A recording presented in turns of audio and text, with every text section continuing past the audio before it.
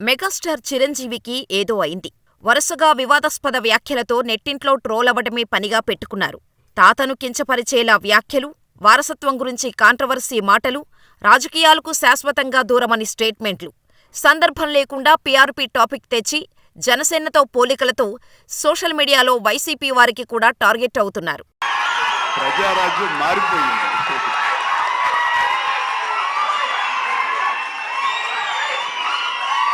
ప్రజారాజ్యం రూపాంతరం చెందింది జనసేనగా. I'm very happy. ఆ క్రమంలో మెగాస్టార్ హోదాకి తగ్గట్టు మాట్లాడటం లేదని, టంగ్ స్లిప్ అవుతూ తన మెగా ఇమేజ్ ని తానే డ్యామేజ్ చేసుకుంటున్నారన్న అభిప్రాయం వ్యక్తమవుతోంది. వరుసగా సినిమా ఫంక్షన్లకు హాజరవుతున్న మెగాస్టార్ చిరంజీవి అత్యుత్సాహంతో మాట్లాడుతున్నారో, లేకపోతే అనాలోచితంగా టంగ్ స్లిప్ అవుతున్నారో కానీ తన స్టేట్మెంట్లతో సోషల్ మీడియాలో తెగ ట్రోలింగుకు గురవుతున్నారు. 47 సుదీర్ఘ సినీ నేపథ్యం, ఎమ్మెల్యేగా, రాజ్యసభ సభ్యుడిగా, కేంద్రమంత్రిగా పనిచేసిన అనుభవమున్న పద్మవిభూషణ్ చిరంజీవి సినీ ఫంక్షన్ల వేదికలపై నుంచి చేస్తున్న వ్యాఖ్యలతో పలువురికి టార్గెట్ అవుతూ తన ఫ్యాన్స్ ని ఆశ్చర్యానికి గురిచేస్తున్నారు. చిరంజీవి ప్రజారాజ్యం పెట్టి దాన్ని కాంగ్రెస్లో విలీనం చేసినప్పుడు పలు విమర్శలు ఎదుర్కొన్నారు.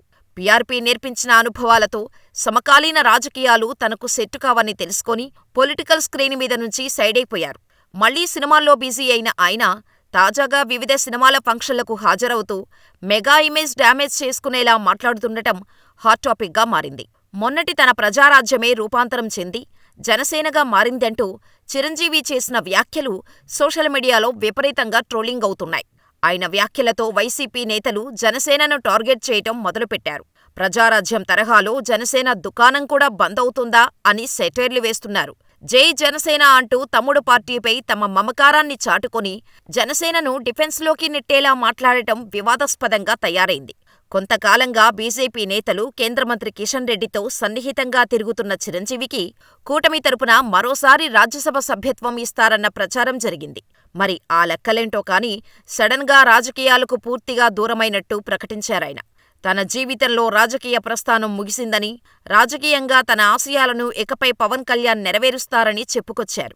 ఇటీవల పలువురు పెద్ద రాజకీయ నాయకులను కలుస్తుండటంతో చాలామంది సందేహాలు వ్యక్తం చేస్తున్నారని, రాజకీయంగా తాను ఎలాంటి ముందడుగు వేయడం లేదన్నారు.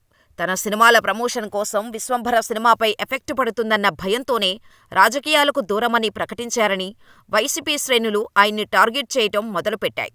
తన మనవరాళ్లపై మెగా హీరో మాట్లాడిన మాటలు వివాదాస్పదంగా మారాయి. తాను ఇంట్లో ఉంటే చుట్టూ మనవరాళ్లే ఉంటారని, అప్పుడు తనకు లేడీస్ హాస్టల్ వార్డెన్లా అనిపిస్తుందని చిరంజీవి వ్యాఖ్యానించారు. ఇప్పుడైనా కొడుకును కనాలని రామ్ చరణ్కు చెబుతుంటానని, అప్పుడే మన లెగసీ కంటిన్యూ అవుతుందని గుర్తు చేస్తుంటానని చిరంజీవి వ్యాఖ్యానించారు. ఇంట్లో ఉన్నప్పుడల్లా నాకు మా గ్రాండ్ డాటర్స్ ఉన్నట్టు ఉండదు. ఒక లేడీస్ హాస్టల్ వార్డెన్ లాగా ఉంటుంది నాకు. లేడీస్ హాస్టల్ వార్డెన్ లాగా చుట్టూ ఆడపిల్లలే, ఒక్క మగాడు. చరణ్ ఈసారికని సరే ఇంకొక అబ్బాయిని కనరా, మన లెగసీ కంటిన్యూ అవ్వాలరా అని కోరిక. చిరంజీవి లెగసీ వ్యాఖ్యలు ఇప్పుడు దుమారం రేపుతున్నాయి. చిరంజీవి స్థాయి వ్యక్తి మగపిల్లలే వారసులనడం కరెక్టు కాదని, ఆడపిల్లలు వారసులు కాదా అని జాతీయ స్థాయిలో విమర్శలు వెల్లువెత్తుతున్నాయి. వారసుల విషయంలోనే కాదు, తన తాతపై కూడా చిరంజీవి వివాదాస్పద వ్యాఖ్యలు చేశారు. ఆయన మంచి రసికుడని, తనకు ఎవరి బుద్ధులు వచ్చినా పర్లేదు కానీ తాత బుద్ధులు మాత్రం రాకూడదని కోరుకునేవారని చెప్పారు. పోలికలైనా ఎవరి బుద్ధులు రావచ్చు కానీ ఆయన బుద్ధులు మాత్రం రాకూడదురా అనేవాళ్ళు. ఎందుకంటే ఆయన రసికుడు.